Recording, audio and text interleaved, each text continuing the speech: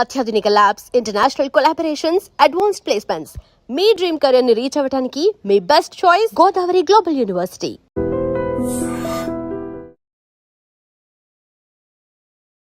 Hi, hello, namaste, welcome back to iDream media. ఈరోజు మనతో ఉన్నారు 30 yearsగా లా ప్రాక్టీస్ చేస్తూ ముఖ్యంగా ఇమ్మిగ్రేషన్ మనకి లాయర్గా ఉన్న రాహుల్ రెడ్డి గారు మనతో ఉన్నారు. ఈ స్టూడెంట్ వీసాకు సంబంధించి ఓపీటీ అండ్ స్టెమ్ ఎక్స్టెన్షన్ గురించి ఈరోజు ఎపిసోడ్లో మాట్లాడబోతున్నారు. మీకు ఏ డౌట్స్ ఉన్నా సరే కామెంట్ సెక్షన్లో మెన్షన్ చేయండి. దానిపై మరిన్ని సిరీస్ ఎపిసోడ్స్ రానున్నాయి. Hi sir. నమస్కారం. బాగున్నారా? బాగున్నాను sir. How are you? Good. Sir, ముఖ్యంగా స్టూడెంట్ వీసా మీద ఎవరైతే వెళ్తూ ఉంటారో వాళ్ళు ఇనిషియల్ పీరియడ్లో వాళ్ళకి ఓపీటీ మీద ఇచ్చే ఈ టైం పీరియడ్ అనేది ఏ విధంగా ఉంటుందంటారు? లేటెస్ట్గా దాని మీద ఎటువంటి అప్డేట్స్ రానున్నాయంటారు? ఇప్పుడు నార్మల్గా డిగ్రీ చేసేటప్పుడు కానీ బ్యాచిలర్స్ కానీ మాస్టర్స్ చేయగానే మన పిల్లలు ఎక్కువ మంది మాస్టర్స్ పోతుంటారు కాబట్టి మాస్టర్స్ గురించి ఎక్కువ మాట్లాడదాం. మాస్టర్స్ డిగ్రీ అయిపోయిన తర్వాత వాళ్ళకు ఓపీటీ అని 1 year వర్క్ పర్మిట్ ఇస్తారండి. ఆ వర్క్ పర్మిట్ వచ్చినప్పుడు వాళ్ళు కంపల్సరీ వర్క్ చేయాలన్నట్టు. ఓకే. వాళ్ళకు ఒకవేళ జాబ్ రాకపోతే ఆ ఓపీటీ అనేది క్యాన్సిల్ అవుతుంది. వాళ్ళకు ఒక ట్రాకింగ్ సిస్టమ్ ఉంటుంది, సివిస్ ట్రాకింగ్ సిస్టమ్ అని ఉంటుంది అన్నట్టు. ఆ ట్రాకింగ్ సిస్టంలో వాళ్ళు ఇన్ఫామ్ చేయాలి, మీ ఎంప్లాయర్ ఎవరు, ఎక్కడ ఉంటున్నావు నువ్వు, ఇవన్నీ ఇన్ఫామ్ చేయాలన్నట్టు. అయితే ఆ 1 year పీరియడ్లో 90 days అన్ఎంప్లాయ్మెంట్ అలౌడ్ అండి. 90 days వరకు 90 days without employment 90 days unemployment allowed. ఒకవేళ 91 day కనుక వచ్చింది అనుకోండి, ఖతం, సివిల్ సిస్టమ్ నుంచి వాళ్ళని కిక్అవుట్ చేసి పడేస్తారు. అంటే అతను F1 వీసా ఖతమైంది, అక్కడ ఉండటానికి వీల్లేదు, అక్కడ ఓపీటీ అన్నది అతనికి ఇచ్చిన పర్మిట్ కూడా ఆటోమేటిక్గా క్యాన్సిల్ అయిపోతుంది అన్నట్టు. సో ఈ లోపల ఇతను ఎంప్లాయ్మెంట్ తీసుకోవడం కంపల్సరీ అవుతుందండి. సో ఈ లోపు ఎంప్లాయ్మెంట్ వచ్చింది అనుకుందాము, ఆఫ్టర్ 1 year ఆ ఎంప్లాయ్మెంట్ మీద ఎటువంటి ప్రొసీజర్ ఉంటుంది? స్టెమ్ ఎక్స్టెన్షన్ అనేది కంపల్సరీ చేయించుకోవాలి. అసలు స్టెమ్ ఎక్స్టెన్షన్ ఎందుకు చేయించాలంటే? అయితే ఇప్పుడు నార్మల్గా డిగ్రీస్ అక్కడ 2గా డివైడ్ చేస్తారండి. ఒకటేమో స్టెమ్ డిగ్రీ అంటే నార్మల్గా సైన్స్ కానివ్వండి, తర్వాత ఫిజిక్స్ కానివ్వండి, మ్యాథ్స్ కానివ్వండి, తర్వాత కంప్యూటర్ సైన్స్, ఇంజనీరింగ్ డిగ్రీస్, ఇవన్నీ స్టెమ్ డిగ్రీస్ అంటారండి. ఓకే. గవర్నమెంట్ అక్కడ పిల్లల్ని స్టెమ్ డిగ్రీస్ చేయడానికి ప్రమోట్ చేయడానికి ఈ స్టెమ్ ఎక్స్టెన్షన్ ఒకటి పెట్టింది అన్నట్టు. అంటే వీళ్ళకు మాస్టర్స్ డిగ్రీ కంప్లీట్ అయిపోయిన తర్వాత, అంటే కంప్యూటర్ సైన్స్లో మోస్ట్లీ మన వాళ్ళందరూ కంప్యూటర్ సైన్స్లో చేస్తారు కాబట్టి దాని గురించి ఎక్కువ మాట్లాడుకుందాం. సో అందులో ఫస్ట్ 1 year ఓపీటీ అని వర్క్ పర్మిట్ ఉంటుంది. ఆ వర్క్ పర్మిట్ అయిపోయిన తర్వాత అతనికి జాబ్ ఉంటే ఇంకొక 2 years వర్క్ పర్మిట్ వస్తుందండి. దాన్ని స్టెమ్ ఎక్స్టెన్షన్ అంటారు అన్నట్టు. ఆ స్టెమ్ ఎక్స్టెన్షన్లో కూడా 90 days అన్ఎంప్లాయ్మెంట్ అలౌడ్ అక్కడ, అందులో కూడా. అయితే రెండిట్లో కలిపి 150 రోజులే. అంటే ఎక్కడనో ఒక దగ్గర తగ్గించుకోవాలన్నట్టు. ఇక్కడ 90 days, అక్కడ 90 days బ్యాక్స్, ఓవరాల్గా 150 days దాటకూడదు అన్నట్టు. స్టెమ్ ఎక్స్టెన్షన్లో కూడా జాబ్ కంపల్సరీ ఉండాలి, జాబ్ కంపల్సరీ చేయాలి. అంటే ఈ 180 days పక్కన పెడితే యాక్చువల్లీ 150 90 + 90 కాదు. అక్కడ ఇక్కడ 60 ఇవ్వాలన్నా, అక్కడ 70 ఎక్కడో కంట్రోల్ చేసి పెట్టాలన్నట్టు. సో ఇన్ కేస్ ఈ స్టెమ్ ఎక్స్టెన్షన్ కన్నా ముందు తనకి జాబ్ పోయినట్లయితే ఓపీటీ టైంలో ఇంకా స్టెమ్ ఎక్స్టెన్షన్ కూడా ఉండదంటారు. ఒకవేళ స్టెమ్ ఎక్స్టెన్షన్ చేసే టైంలో ఓకే, మీకు మొదలే స్టెమ్ ఎక్స్టెన్షన్ ఓపీటీ అయిపోకముందే మీకు 3 months ముందే స్టెమ్ ఎక్స్టెన్షన్ ఫైల్ చేసుకోవచ్చు. ఒకవేళ స్టెమ్ ఎక్స్టెన్షన్ ఫైల్ చేసుకునే తప్పుడు ఒకవేళ జాబ్ లేదనుకోండి, ఇక మనని గోవిందా, అతనికి మాత్రం ఆ స్టెమ్ ఎక్స్టెన్షన్ రాదు. కంపల్సరీ అప్పుడు జాబ్ ఉండాలి. సో కంపల్సరీ ఓపీటీ టైంలో జాబ్ ఉండాలి అండ్ అది ఎక్స్టెన్షన్ టైంలో కంపల్సరీ జాబ్ ఉండాలి. ఓపీటీ మొదలైనప్పుడు ఉండనక్కర్లేదు, ఓపీటీ ఎండ్ అయ్యేటప్పుడు మాత్రం కంపల్సరీ ఉండాలి. లేకపోతే మనోడు గోవిందా అవుతాడు, స్టెమ్ ఎక్స్టెన్షన్ రాదు. సో ఓవరాల్గా how long they can stay? 3 years time duration proper stay చేయొచ్చు? అవునండి, 3 years. అంటే 2 years ఏమో వీళ్ళు మాస్టర్స్ చేస్తారు. టిపికల్గా 1.5 year. వీళ్ళు మన వాళ్ళు పోయేది ఆగస్ట్ పోయిన తర్వాత మే జూన్ కల్లా గ్రాడ్యుయేట్ అవుతారు నెక్స్ట్ ఇయర్కు. అంటే 1.5 2 years వీళ్ళు గ్రాడ్యుయేట్ అయిపోయిన తర్వాత మళ్ళీ వీళ్ళకు 3 years. ఫస్ట్ ఓపీటీ 1 year, తర్వాత స్టెమ్ ఎక్స్టెన్షన్ 2 years. ఈ 3 years పర్మిట్ ఉంటుంది, వర్క్ పర్మిట్. ఈ లోపల కనుక మనోడు లాటరీ, H1B లాటరీ మీకు తెలుసు కదా, మార్చ్లో 80,000 members H1B లాటరీ చేస్తారు కదా.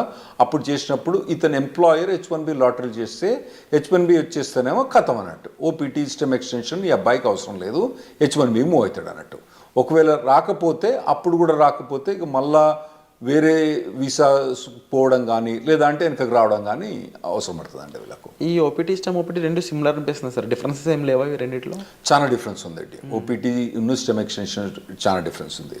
ఓపీటీ పీరియడ్లో వాలంటరీ ఎంప్లాయ్మెంట్ అలౌడ్, అంటే internship, unpaid internship allowed. Okay, అంటే ఏదైనా కంపెనీ ద్వారా కానీ ఏదైనా ట్రైనింగ్ ఇస్తాననుకోండి, ఈ అబ్బాయి కనుక అక్కడికి పోయి, అబ్బాయి కానీ అమ్మాయి కనుక అక్కడికి పోయి వాళ్ళు ట్రైనింగ్ తీసుకుంటే పని చేయకున్నా కూడా ట్రైనింగ్ తీసుకున్నందుకు దానికి డబ్బులు ఇవ్వరు వాళ్ళు. ఎందుకంటే ట్రైనింగ్ ఇచ్చేది ఎక్కువ, డబ్బులు ఎందుకు ఇస్తాడు? ఇవ్వడు కదా. ఇవ్వనప్పుడు కూడా ఇతను ఓపీటీ పీరియడ్లో అక్కడ ట్రైనింగ్ తీసుకుంటే అది ఎంప్లాయ్మెంట్ కింద కౌంట్ అవుతుందండి. ఓకే. అదే స్టెమ్ ఎక్స్టెన్షన్కి వచ్చేటప్పుడు కంపల్సరీ పెయిడ్ ఎంప్లాయ్మెంట్ అన్నది అవసరం. ఓపీటీ పీరియడ్లో ఏమో voluntary or paid unpaid internship allowed, paid allowed, unpaid allowed. కానీ స్టెమ్ ఎక్స్టెన్షన్కి వచ్చేవాడు కంపల్సరీ పెయిడ్ అలౌడ్ అని, కంపల్సరీ పెయిడ్ ఉండాలి. పెయిడ్ లేకపోతే మనోడు బయటపడాల్సి వస్తుంది అన్నట్టు. ఈ అన్ఎంప్లాయ్మెంట్ రూల్ అనేది ఎలా వర్కౌట్ అవుతుంది ఓపీటీలో కానీ స్టెమ్ ఓపీటీలో కానీ? రైట్. ఇప్పుడు ఓపీటీ ఉన్నప్పుడు నేను చెప్పాను కదండి 90 days. ఓకే, 90 daysలో అంటే ఇతను కనుక ఒక 30 days కనుక సేవ్ చేసుకుంటే మళ్ళీ నెక్స్ట్లో కూడా 90 వాడుకోవచ్చు. అంటే ఇక్కడ 60 వాడుకొని మళ్ళీ నెక్స్ట్ 90 వాడుకుంటే బెటర్. ఓకే, కానీ ఇతనికి 90 days దాకా పర్మిట్ ఉంటుంది అన్నట్టు. సో నార్మల్గా వీళ్ళకి ఇంటర్న్షిప్స్ వస్తాయండి బాగానే. లేకపోయినా కానీ మన చాలా కన్సల్టింగ్ కంపెనీస్ ఏం చేస్తారంటే వీళ్ళని ట్రైనింగ్లో పెడతారు బాగా. అంటే పర్టికులర్గా ఏదైనా పర్టికులర్ టెక్నాలజీ ఉందనుకోండి, ఇప్పుడు ఏఐ అనేది బాగా హాట్ టెక్నాలజీ.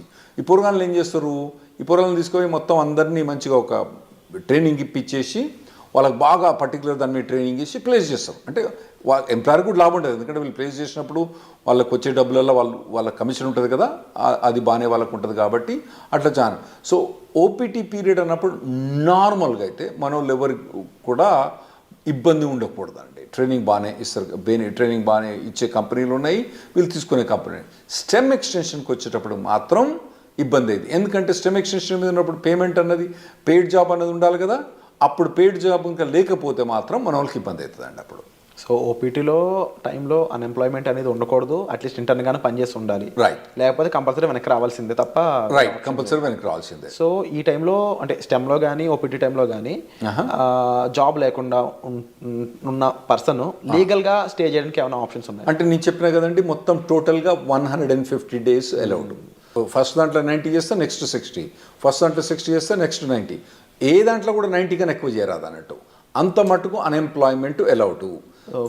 ఫస్ట్ ఓపీటీ పీరియడ్లో మీకు stem voluntary unpaid internship allowed, stem extension allowed కాదు.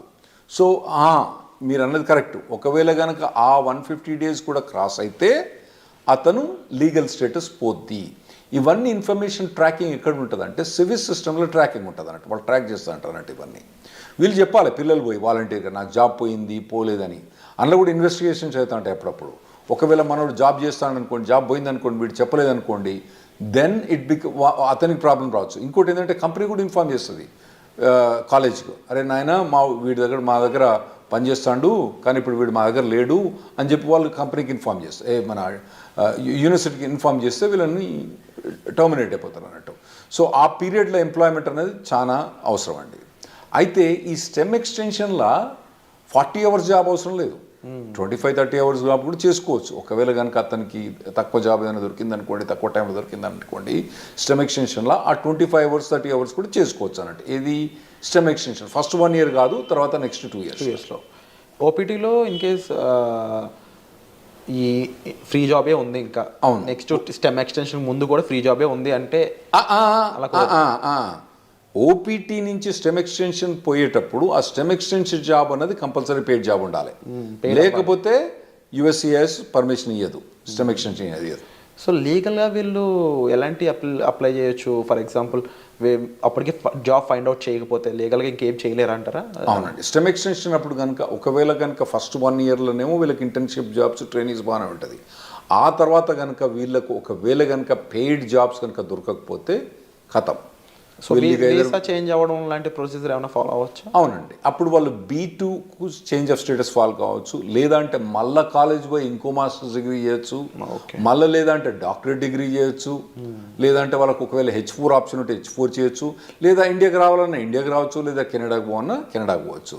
సో అప్పుడప్పుడు మన వాళ్ళు వచ్చి జనాలు వచ్చి చెప్తా అంటారు, నేను 2 మాస్టర్స్ డిగ్రీ చేసిన, 3 మాస్టర్స్ డిగ్రీ చేసిన అంటారు. వీళ్ళు ఏంది అక్కడ 2 మాస్టర్స్ డిగ్రీ చేసింది ఎందుకు? ఆడ పోయి వాళ్ళు ఏదో మాస్టర్స్ డిగ్రీ ఇంకో మాస్టర్ డిగ్రీ ఉంటే వాల్యుయేషన్ అని కాదు. 90% ఆఫ్ ద మెంబర్స్ ఏమవుతారంటే వాళ్ళు అక్కడ ఉండటానికి వేరే మాస్టర్స్ డిగ్రీ చేస్తారు. అది ఇంకోటి మీరు అడగొచ్చు ఏంటంటే, మరి ఇంకో మాస్టర్స్ డిగ్రీ చేస్తే మళ్ళీ 3 ఏళ్ళు పర్మిట్ వస్తుందా? గ్రేస్ పీరియడ్స్ ఎలా ఉంటాయి అసలు? ఒక లెవెల్ ఆఫ్ డిగ్రీకి ఒక OPT, ఒక స్టెమ్ ఎక్స్టెన్షన్, ఇంకో లెవెల్ ఆఫ్ డిగ్రీకి ఒక OPT, ఒక స్టెమ్ ఎక్స్టెన్షన్. అంటే బ్యాచిలర్స్ డిగ్రీకి OPT స్టెమ్ ఎక్స్టెన్షన్ ఉంటుంది, మాస్టర్స్ డిగ్రీకి OPT స్టెమ్ ఎక్స్టెన్షన్ ఉంటుంది, మళ్ళీ డాక్టరేట్ డిగ్రీ ఉంటుంది. మనోళ్ళు చాలా మంది పోయేది మాస్టర్స్ డిగ్రీకి, కాబట్టి వాళ్ళు మాస్టర్స్ డిగ్రీ చేసినప్పుడు ఒక OPT, ఒకటి స్టెమ్ ఎక్స్టెన్షన్, అంటే 3 ఏళ్ళు వర్క్ పర్మిట్ ఉంటుంది. ఈ లోపల కనుక వాళ్ళకు జాబ్ పోతే వాళ్ళు మళ్ళీ వేరే మాస్టర్స్ జాయిన్ అయ్యి మళ్ళీ మాస్టర్స్ తీసుకుంటే మళ్ళీ OPT అన్నది రాదు. ఓవరాల్గా మాస్టర్స్ అనే దానికి ఒకే OPT ఒకటే మళ్ళీ మాస్టర్ చేసి ప్రతిసారి మాస్టర్ చేసినప్పుడు OPT మళ్ళీ అది వస్తుందా? రాదు. అండ్ ఇన్ కేస్ జాబ్ వచ్చాక జాబ్ ఛాలెంజెస్ అనేవి ఏ విధంగా ఉంటాయి వీళ్ళకి? ఉంటాయండి, జాబ్ ఛాలెంజెస్ బాగా టఫ్గా ఉంటాయి. ఎందుకంటే వీళ్ళు నార్మల్గా కన్సల్టింగ్ కంపెనీ ద్వారా పోతారు కాబట్టి వీళ్ళకి జాబ్ డ్యూటీస్ హెవీగా ఉంటాయి, జాబ్ ఛాలెంజెస్ ఉంటాయి. నేను నార్మల్గా స్టూడెంట్స్కి ఏం చెప్తా అంటే, ఇక్కడ మీరు ఇంజనీరింగ్ చేసేటప్పుడు, ఇండియాలో ఇంజనీరింగ్ చేసేటప్పుడు మీరు ఇంటర్న్షిప్స్ చేయండి. వేరే కంపెనీస్లలో, సాఫ్ట్వేర్ కంపెనీస్లో ఇంటర్న్షిప్ చేయండి. ఇక్కడ నాకు తెలిసి ఇక్కడ చాలా software companies they are ready to take ఈ ఇంటర్న్స్ తీసుకుంటాను రెడీ ఉంటారండి. ఇంటర్న్షిప్ చేయండి, తర్వాత పర్టికులర్గా ఏ సాఫ్ట్వేర్ మీద కానీ ట్రైనింగ్ చేయండి, మోడల్ ప్రాజెక్ట్స్ చేయండి. ఇటువంటివన్నీ మీరు ఫస్ట్ ఇయర్ నుంచి చేసుకుంటే రావాలన్నట్టు.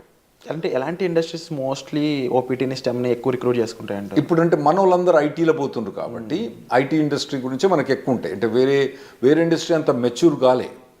ఇప్పుడు వేరే మెకానికల్ ఇంజనీర్ కానీ సివిల్ ఇంజనీర్ కానీ వీళ్ళకి పోతే వీళ్ళకు OPT మీద జాబ్ కానీ మెకానికల్ ఇంజనీర్ వాటి మీద OPT స్టెమిషన్ చాలా కష్టమైంది అబ్బాయిలకు వాళ్ళకు. అదే ఐటీలో పోయిన వాళ్ళకి ఏంటంటే వీళ్ళకి ఒక పాత్వే ఉన్నది ఆల్రెడీ, చాలా మట్టుకు జాబ్ ఆపర్చునిటీస్ బాగానే ఉన్నాయి. కాకపోతే మన పిల్లలు ఏం చేయాలంటే మొదటి నుంచే వీళ్ళు ట్రైన్ కావాలి. ఏదైనా పర్టికులర్ టెక్నాలజీ ఎంచుకొని వీళ్ళు ఫస్ట్ ఇయర్ బ్యాచిలర్స్ డిగ్రీ కానీ సెకండ్ ఇయర్ బ్యాచిలర్స్ డిగ్రీ కానించి అప్పటి నుంచి ఏదైనా టెక్నాలజీ ఎంచుకొని పోవాలి. తర్వాత ఏంటంటే మధ్యలో టెక్నాలజీ చేంజ్ అయిందనుకోండి, చేంజ్ కావాలి దానికి టెక్నాలజీ. ఎందుకంటే టెక్నాలజీ ఎంత ఫాస్ట్గా చేంజ్ అవుతుందంటే ఆర్టిఫిషియల్ ఇంటెలిజెన్స్ ఏంటంటే 3 ఏళ్ల కింద దాని పేరేం లేదు, నవిడియా పేరేం లేదు. ఇప్పుడు అది number 1 company in the world అయిపోయింది. సో అట్లా టెక్నాలజీస్ అన్ని ఇప్పుడు అందరూ ఎవ్వరు కూడా ఆర్టిఫిషియల్ ఇంటెలిజెన్స్ అంటున్నారంటూ.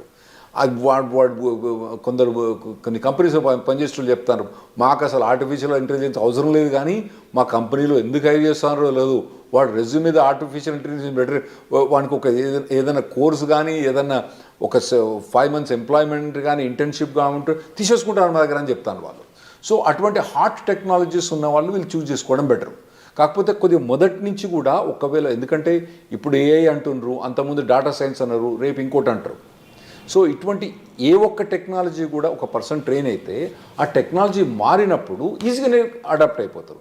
నువ్వు ఉట్టిగానే కూర్చొని 4 ఏళ్ళు ఏం పని చేయకుండా ఆ తర్వాత నువ్వు మాస్టర్స్ డిగ్రీ చేసేటప్పుడు కూడా ఏం ట్రైనింగ్ తీసుకోకుండా చక్కగా నువ్వు పోయి మాస్టర్ డిగ్రీ అయిపోయిన తర్వాత నువ్వు OPTకి పర్మిషన్ ఇచ్చి ఆడ పోయి జాబ్ ఏమంటే అప్పుడు కష్టమైంది. ఇప్పటి నుంచి మీరు బిల్డప్ చేసుకుంటూ పోవాలన్నట్టు. ఇవి చాలా కాంపిటేటివ్గా ఉంటాయి OPT స్టెమ్లో కూడా. అట్ ది సేమ్ టైం మీరు ఈ డౌన్ టర్న్స్ ముఖ్యంగా లే ఆఫ్స్ కానీ అవి ఎంత ఇంపాక్ట్ చేస్తాయంటారు OPT వాళ్ళని? బాగుంటాయి, OPT మీద ఇంపాక్ట్ బాగుంటుంది. ఫస్ట్ ఒకటి మీరు అర్థం చేసుకోవాలి, శాలరీస్ ఎట్లున్నాయి వీళ్ళవి. US శాలరీస్ 80 లక్షలు 90 లక్షలు అది. ఏది OPT స్టెమ్ ఎక్స్టెన్షన్ కూడా 80 లక్షలు 90 లక్షల నుంచి మొదలైతే వాళ్ళకి శాలరీస్. సో మనకి ఇక్కడ ఇండియాలో ఏంది, మీరు పెద్ద పెద్ద కంపెనీలు పోయినా అనుకోండి, అది వెరీ సర్ప్రైజ్. గూగుల్ అటువంటి కంపెనీస్లలో, అంటే నేను పర్టికులర్ గూగుల్ అని చెప్పాను, వేరే కంపెనీస్లో శాలరీ చూస్తే వాళ్ళకి ఏంది నెలకు 30,000, నెలకు 25,000, అంటే దాదాపుగా 4 లక్షలు 5 లక్షల ప్యాకేజ్ కూడా మా ఎక్కువ ఇక్కడ. ఏది ఎంట్రీ లెవెల్లకు అక్కడ 80 లక్షల నుంచి 90 లక్షల దాకా ప్యాకేజ్ ఉంది అక్కడ. అయితే అట్లా ప్యాకేజ్ ఉన్నప్పుడు ఇక్కడ వీనికేమో 5 లక్షలు వస్తా అంటే నీకు ఆడేమో 80 లక్షలు ఇస్తాను అంటే నీ పెర్ఫార్మెన్స్ ఎట్లా ఉండాలి? You have to be at least 10 times better than the guy who's working here. నువ్వు ఉన్నావా లేదా 10 times? లేనప్పుడు నువ్వు షార్ప్మెంట్ స్కిల్ చేసుకోవాలి. నువ్వు అట్లా ఆలోచించాలి. ఇక్కడ వచ్చినానికేమో 5 లక్షలు, నీకేమో 80 లక్షలు. అంటే నీది కనీసం 10 రెట్లు ఎక్కువ ఉండాలి నీ పెర్ఫార్మెన్స్. అంటే 10 రెట్లు ఎక్కువ ఉండాలంటే నువ్వు షార్ప్ అని చేసుకోవాలి. Unit be fit for it. అక్కడ పోయి నేను మాస్టర్స్ అయిపోయిన తర్వాత అప్పుడు నేను నేర్చుకుంటా అంటే ఇప్పుడున్న పరిస్థితిలో మాత్రం నడవదు. 100% కరెక్ట్ సార్. డెఫినెట్లీ మీరు చెప్పిన విషయాలన్నీ కూడా. అండ్ ముఖ్యంగా ఓపీటీ స్టెమ్లో స్టూడెంట్ సిచ్యువేషన్ ఏ విధంగా ఉంటుంది, టైం పీరియడ్ ఎలా ఉంటుంది, గ్రేస్ పీరియడ్స్ అండ్ రాకపోతే ఏంటి పరిస్థితి, ఈ విషయాలన్నీ విన్నారు కదా. అలాగే H1B లాటరీ పరిస్థితుల్లోనూ ఆఫ్టర్ జాబ్ వచ్చాక లైక్లీ ఎఫెక్ట్స్ ఏమేమి ఉంటాయి అనేవి వచ్చే ఎపిసోడ్లో చూద్దాం. So stay tune. Thank you so much for information. Thanks.